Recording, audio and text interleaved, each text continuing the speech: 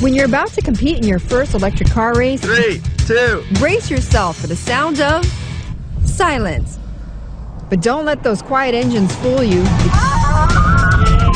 because these days, quiet means fast. Every major car company is now gunning for a share of the booming electric car market.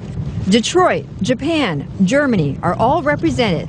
But right now, an unlikely newcomer is getting top honors, the Tesla Model S. Up to 300 miles of range on a single charge, a 400 horsepower engine that gets you from 0 to 60 in 4 seconds, all without a single drop of gas. Celebrities are buying them in droves. Matt Damon, Cameron Diaz, even Hummer fan Arnold Schwarzenegger has been drawn to its sleek design and space-age gadgets. And now it's Nightline's turn. We were given inside access to the Model S and the man behind it to see for ourselves if this really is the car of the future.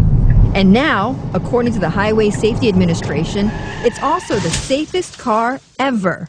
But the Model S's ride to the top is not without controversy. Despite the rave reviews, several states are trying to ban them from being sold. We actually are doing pretty well. To understand why, first you need to meet this man. And there you can see the car's charging right there. Yeah. Tesla CEO Elon Musk, the billionaire tycoon who has already changed the way we shop online and the way we explore space. Now he's taking on the car industry. And how many stores do you plan on opening in the next 12 months? Probably about 50. Taking a page from the Apple playbook, Musk is selling his product directly to consumers. No hard sell, no commission for employees, and uniform prices at every store. We don't actually train people to sell. We actually train people to educate. So we always wanted it to be a really low-key, kind of friendly environment where we're not constantly trying to close deals. Yes, that's a dig at the traditional middlemen in the car buying experience, the car dealers. Musk wants to cut them out completely. In fact, the dealers are waging an all-out war on Musk. They're lobbying hard to get his direct sales model banned in Colorado and Virginia, and they succeeded in Texas.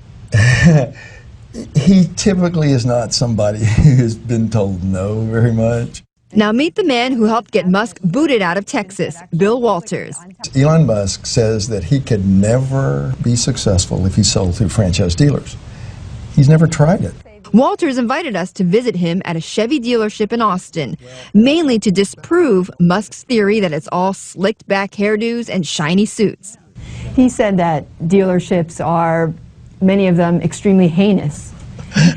He's called upon people in Texas that if they've ever been screwed over by an auto dealer, that this is payback time. Absolutely. That's just totally wrong. He is absolutely wrong. He's also quick to point out that for all of Musk's foot stomping, the only thing Texas ever asked him to do was play by the same rules as everybody else. If we were to get a extended cab, it would be this one right here. This happens all the time. Someone wants an exception to the franchise laws. And our policymakers don't want to make an exception. When this company, Tesla, could do better selling through a franchise dealer network of his own choosing, there's no reason to make a change. Musk believes these state governments are bowing to pressure from people like Walters, and the American public should be outraged. If the public is overwhelmingly in favor of something, and then the legislators vote against the overwhelming public interest, that's a perversion of democracy. I mean, that's the whole idea of democracy, is you vote for people and then they carry out the will of the people. And in this case, they're not doing that because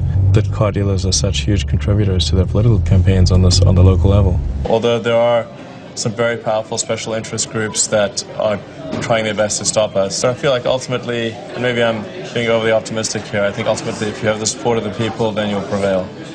And so we're doing our best. For Nightline and Yahoo News, I'm Betty Lou.